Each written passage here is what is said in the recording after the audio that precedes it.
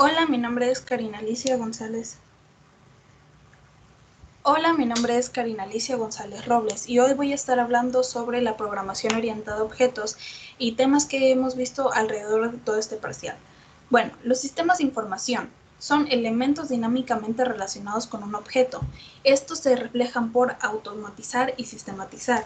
Tenemos que sistematizar son, pues, tener un paso de objetivos o un paso de métodos que son caracterizados por ir a un objetivo en común. Y tenemos que automatizar. Consiste en disminuir la intervención humana, algo en la que no aplique los seres humanos y sobre todo se aplican tareas rutinarias o monótonas que implican el riesgo de la vida. Estos teorías de sistemas se parten de sistemas físicos. Los sistemas físicos tenemos que son equipos, maquinarias, objetos, cosas reales, tangibles. Los sistemas abstractos son conceptos, planes, hipótesis, ideas. Estos se juntan y se forman por su naturaleza. Los sistemas cerrados y abiertos. Tenemos que los sistemas cerrados quiere decir que no tienen algún tipo de cambio con el ambiente y los sistemas abiertos son todo lo contrario. Los sistemas cerrados se caracterizan por no presentar cambios con el medio que los rodea. Y los sistemas abiertos, como ya dije, presentan intercambios con el ambiente. Estos se juntan con los fundamentos de sistemas de información, que constan de una entrada, un proceso, una salida y una retroalimentación. Estas entradas, procesos, salidas y retroalimentaciones deben ser accesibles, exactos, completos, económicos, relevantes, confiables, seguros, oportunos y verificables.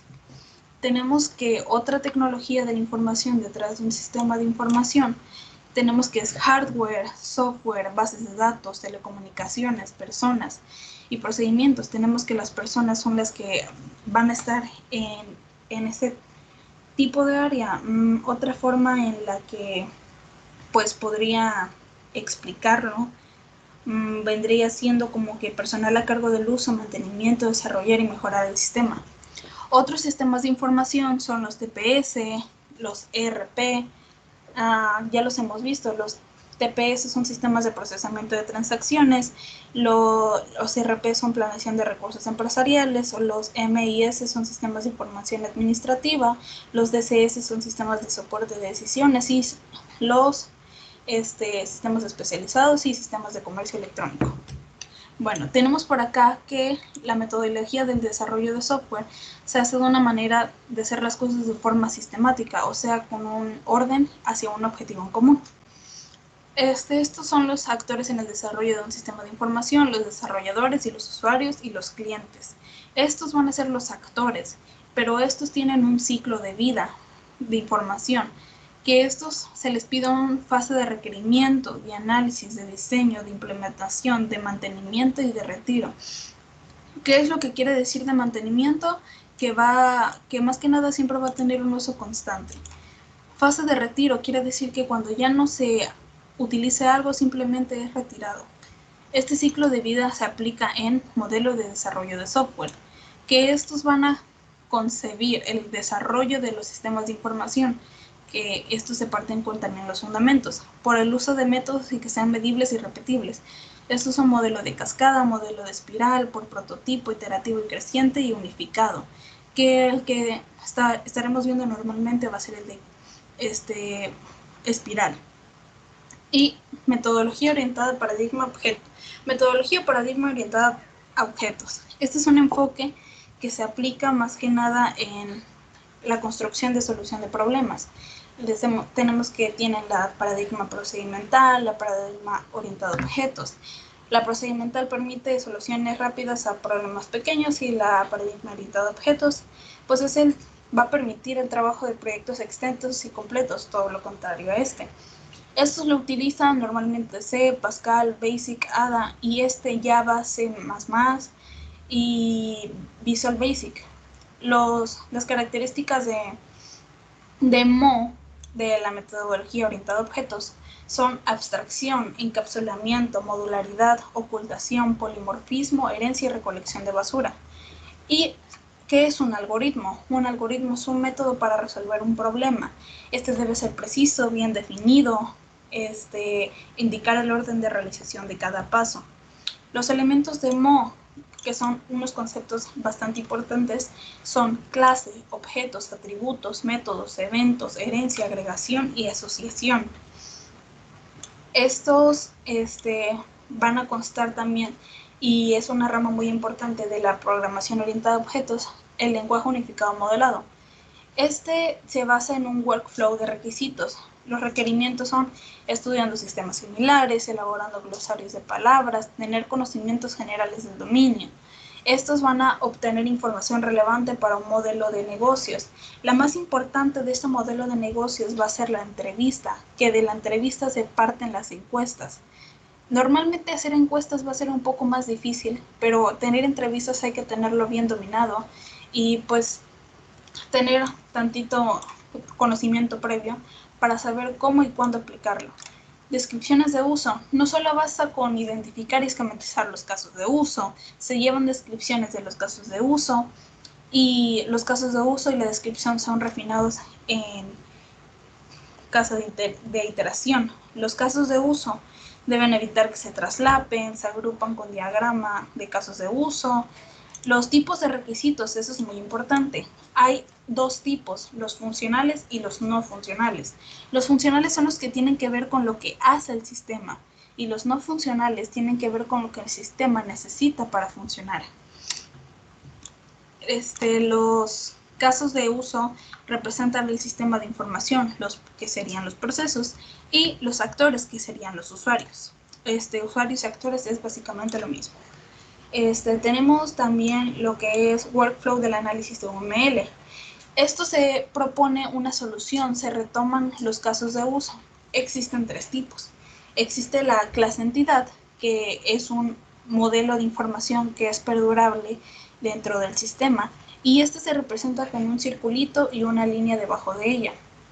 Así siempre va a ser representado.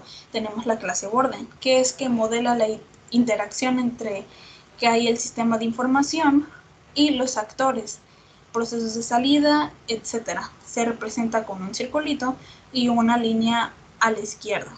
Y tenemos la clase control, que va a ser un modelo que representa los cálculos de los algoritmos, que solamente se representa con un círculo solito.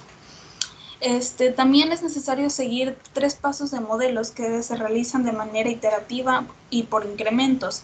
Tenemos lo que es nuestro modelo funcional, donde se van a identificar los escenarios de los casos de uso. ¿Qué quiere decir esto? Saber qué es lo que se va a hacer y cuáles son las variantes. Por ejemplo, rutina de ir al trabajo, me levanto, me baño, me lavo los dientes, desayuno, tomo el camión y ya estoy en el trabajo. Y tenemos que estos pues existen dos tipos de escenarios posibles, los que son escenarios normales, que son más que nada cuando todo funciona bien, y los escenarios de excepción, que es donde se encuentran errores o fallas, problemas que se pueden suscitar y que pueden entorpecer o fastidiar el problema.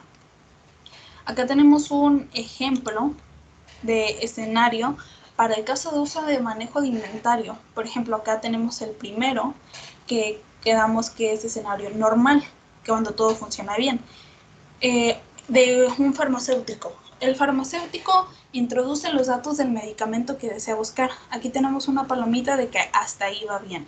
Tenemos otro que es el sistema realizará una búsqueda de comparación entre los datos entregados por el farmacéutico y los que se encuentra el sistema. El sistema va a hacer la búsqueda del medicamento que el farmacéutico buscó y el sistema hace ese proceso. Después el sistema encuentra ese medicamento y le emite un mensaje y se despliega la información acerca de todo el medicamento. Aquí están las 3 palomitas, que quiere decir que hizo bien todo el sistema. Tenemos acá el segundo caso, que es para el caso de uso de manejo de inventario. Es lo mismo, pero aquí tenemos que el farmacéutico introduce los datos del medicamento que desea. Hasta ahí va bien. El sistema realizará su búsqueda de comparación entre los datos entregados por el farmacéutico y los que se encuentran en el sistema. Ya el sistema empieza a realizar la búsqueda de el medicamento que el farmacéutico introdujo. Y por último, aquí donde ya no tenemos una palomita, porque el sistema no encontró medicamentos en existencia que coinciden. Es decir, que pues ahí hubo una falla, se entorpeció algo, hubo un suceso que sucedió, válgase la redundancia, para que, y pues ya el sistema no encontró medicamentos en existencia que coinciden, y se va a emitir un mensaje y el sistema vuelve a solicitar los datos de búsqueda. Quiere decir que no lo encontró y por consiguiente va a seguir pues buscando otro. Tenemos lo que es describir el sistema de un solo párrafo, que son los modelos de clases. Los modelos de clases pues se determinan cuáles son las entidades, así como los atributos de cada una de ellas. Esto quiere decir que saber querer lo que van a hacer. Estos se parten de describir el sistema y marcar los sustantivos. Los sustantivos son como palabras de marcarlos en un solo párrafo. Tenemos el workflow de diseño, que va a ser que crea una estructura un poco más sólida. De ahí se iteran, incrementan los artefactos, se selecciona el lenguaje de programación, se considera la reutilización, entre otros. Tenemos lo que es regresando un poquito del modelo dinámico, tenemos un ejemplo por acá que quiere decir, por ejemplo, aquí tenemos que el foquito va a ser el inicio y el vacío va a ser el fin. La flecha de abajo significa que llegas a ver un problema del sistema. Entonces quiere decir, por ejemplo, aquí empieza el manejo del inventario y se bota y vuelve a empezar. Es como un ciclo. Y por último, la metodología espiral de Poe, pues es la con la que vamos a estar trabajando y tienen que tener todos estos tipos de puntos para que ésta se componga. Consta de varios factores que la complementan, en otras palabras, sin ellos no se conformaría la metodología. En mi opinión, acerca de este parcial me sirvió mucho para el conocimiento de teoría y lo básico de Poe, para que se me sea más útil aplicarlo en lo práctico, en la programación. Es importante conocer acerca de todos los conceptos, ideas, casos de uso, ejemplos, etc. Para tener un conocimiento previo y saber de lo que se está hablando. En mi opinión, espero seguir aprendiendo mucho.